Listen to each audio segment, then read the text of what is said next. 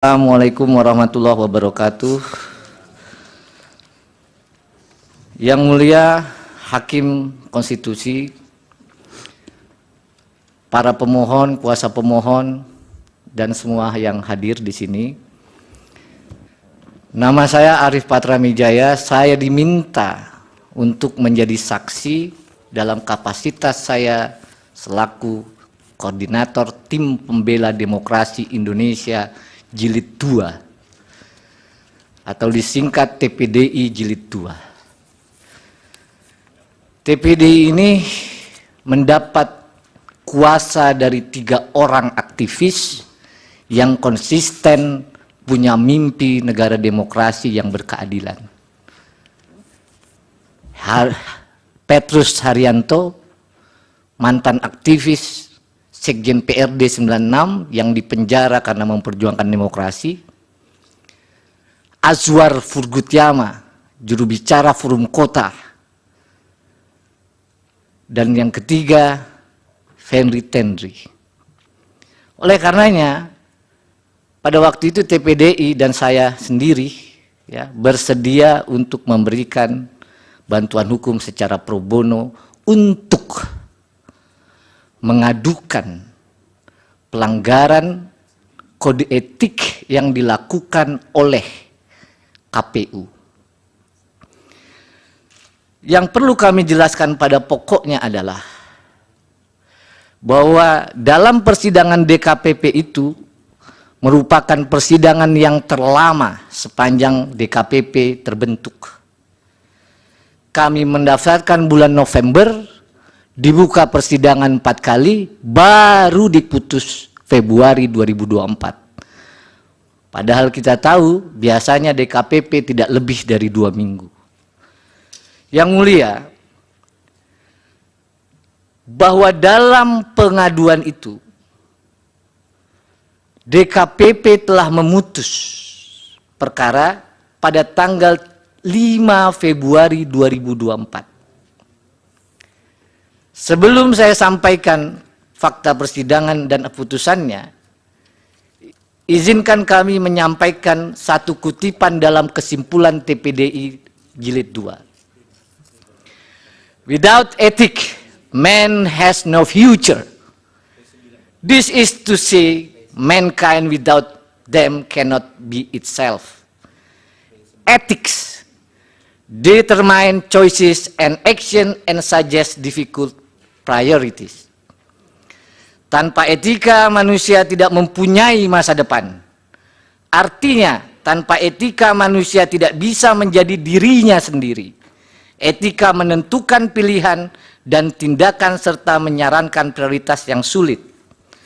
Oleh karenanya pada pengaduan ini telah dibuktikan sejumlah fakta-fakta persidangan yang pada intinya DKPP memutus KPU telah melanggar pasal 11 huruf A dan huruf C, pasal 15 huruf C, dan pasal 19 huruf A Peraturan Dewan Kehormatan Penyelenggara Pemilu sehubungan dengan pendaftaran dan pencalonan Saudara Gibran Rakabuming Raka sebagai calon wakil presiden dalam pemilu tahun 2024. Betul forumnya pada waktu itu adalah memeriksa etika.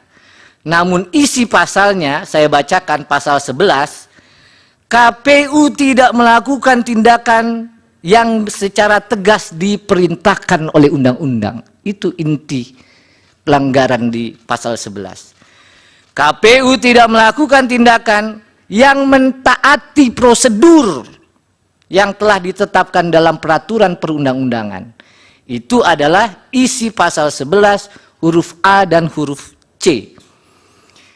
DKPP juga memutus KPU melanggar pasal 15 huruf C yang menyatakan bahwa semestinya KPU dalam melaksanakan tugas dan jabatannya harus didasarkan dalam Undang-Undang Dasar Negara Republik Indonesia, undang-undang dan peraturan yang khusus menyelenggarakan pemilu. Inilah yang dilanggar oleh KPU. Lalu yang terakhir, pasal 19 huruf A yang menyatakan semestinya KPU menjunjung tinggi Pancasila, Undang-Undang Dasar Negara Republik Indonesia, dan peraturan perundang-undangan. Oleh karenanya yang mulia, DKPP pada tanggal 3 November 2023 memutus mengabulkan pengaduan para pengadu untuk sebagian.